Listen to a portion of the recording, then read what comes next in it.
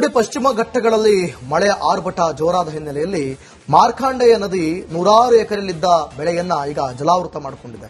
ಕಬ್ಬು, ಭತ್ತ, ಮೆಕ್ಕೆಜೋಳ ಬೆಳೆ ನೀರ್ಪಾಲಾಗಿದೆ. ನೋಡಿ, ನದಿಯಂತೆ ಭಾಸವಾಗ್ತಾ ಇದೆ ತೋಟಗಳು.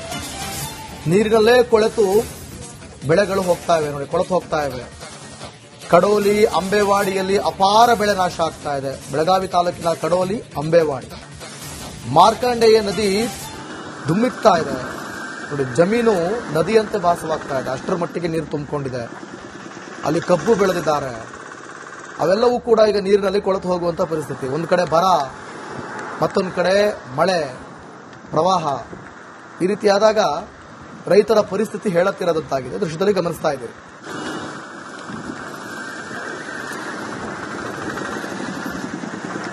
ಪ್ರಮುಖವಾಗಿ ಪಶ್ಚಿಮ ಘಟ್ಟ ಪ್ರದೇಶದಲ್ಲಿ ಮತ್ತೆ ಮಳೆ ಆಗ್ತಿರುವಂತದ್ದು. ಹಾಗಾಗಿ ರಾಕಸ್ಕೋಪ್ ಡ್ಯಾಮ್ ನಿಂದ ಮತ್ತೆ ನೀರನ್ನ ಅಂದ್ರೆ ಮಾರ್ಕಂಡೆಯ ನದಿಗೆ ನೀರು ಬಿಡುಗಡೆ ಮಾಡಿರುವಂತದ್ದು. ಹಾಗಾಗಿ ಕಡೋಲಿ ಭಾಗಕ್ಕೂ ಕೂಡ ಈಗ ಮಾರ್ಕಂಡೆಯ ನದಿ ನೀರು ಬಂದಿರುವಂತದ್ದು. ಈ ಭಾಗದಲ್ಲಿ ಬೆಳೆದಂತ ಎಲ್ಲ ಬೆಳೆಗಳು ಕೂಡ ಸಂಪೂರ್ಣವಾಗಿ ನಾಶ ಆಗ್ತಿರುವಂತದ್ದು.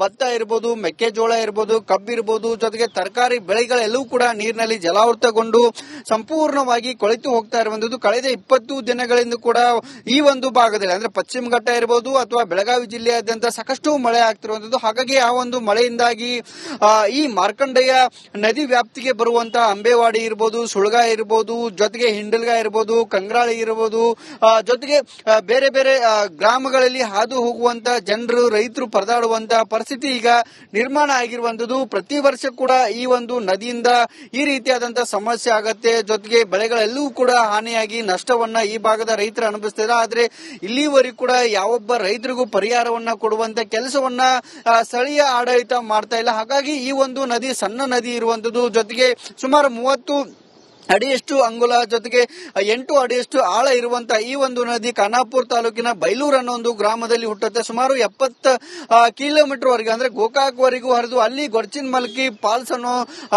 ಫಾಲ್ಸ್ ಅನ್ನ ಕೂಡ ಹುಟ್ಟಾಕತ್ತೆ. ಅಲ್ಲಿಂದ ಹಿಡಿದು ಇಲ್ಲಿವರೆಗೆ ಹೋಗುವಂತ ಈ ಒಂದು ನದಿಯನ್ನ ಹೂಳನ್ನೇ ಎತ್ತಬೇಕು ಅನ್ನೋ ನಿಟ್ಟಿನಲ್ಲಿ ಸಾಕಷ್ಟು ಒತ್ತಾಯ ಕೂಡ ಇತ್ತು. ಆದ್ರೆ ಇಲ್ಲಿವರೆಗೂ ಕೂಡ ಆ ಒಂದು ಕೆಲಸ ಆಗ್ತಾ ಇಲ್ಲ. ರಾಜ್ಯ ಸರ್ಕಾರ ಅದಕ್ಕೆ ಮುಂದಾಗಬೇಕು. ಈ ಭಾಗದ ರೈತರನ್ನ ಉಳಿಸುವಂತ ಕೆಲಸವನ್ನ ಮಾಡಬೇಕು. ಸಣ್ಣ ಪ್ರಮಾಣದ ಮಳೆ ಆದ್ರೂ ಕೂಡ ಈ ರೀತಿಯಾಗಿ ರೈತರು ನಷ್ಟವನ್ನ ಅನುಭವಿಸ್ತಾರೆ.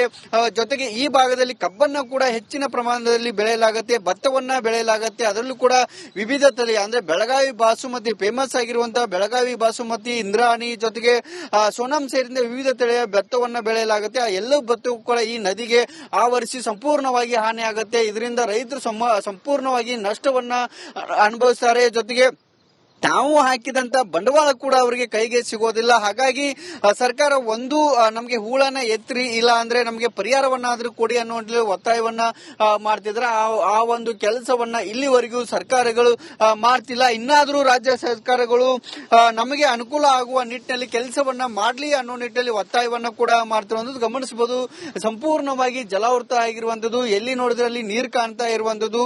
ಭತ್ತವೂ ಕೂಡ ಎಲ್ಲ, ಕಬ್ಬು ಕೂಡ ಇದೇ ರೀತಿಯಾದಂತಹ ಪರಿಸ್ಥಿತಿ, ನೀರಿನಲ್ಲಿ ಇನ್ನಷ್ಟು ಮುಳುಗಡೆ ಆಗಿದ್ದೇ ಆದ್ರೆ ಆ ಕಬ್ಬು ಕೂಡ ಸಂಪೂರ್ಣವಾಗಿ ಹಾನಿ ಆಗುತ್ತೆ. ಬೆಳಗಾವಿ ಜಿಲ್ಲೆಯಲ್ಲಿ ಅತಿ ಹೆಚ್ಚಿನ ಪ್ರಮಾಣದಲ್ಲಿ ಕಬ್ಬನ್ನ ಬೆಳೆದು ಇಲ್ಲಿ ರೈತರು ಬದುಕನ್ನ ಕಟ್ಕೋತಾರೆ. ಆದ್ರೆ ಈ ರೀತಿಯಾಗಿ ನೀರಿನಲ್ಲಿ ನಿಂತ ಕಬ್ಬು ಸಂಪೂರ್ಣವಾಗಿ ಹಾನಿ ಆಗುತ್ತೆ. ಹಾಗಾಗಿ ಹೂಳನ್ನ ಎತ್ತರಿ ಅನ್ನೋದು ಈ ಭಾಗದ ರೈತರ ಒಂದು ಒತ್ತಾಸೆ ಕೂಡ ಇರುವಂತದ್ದು.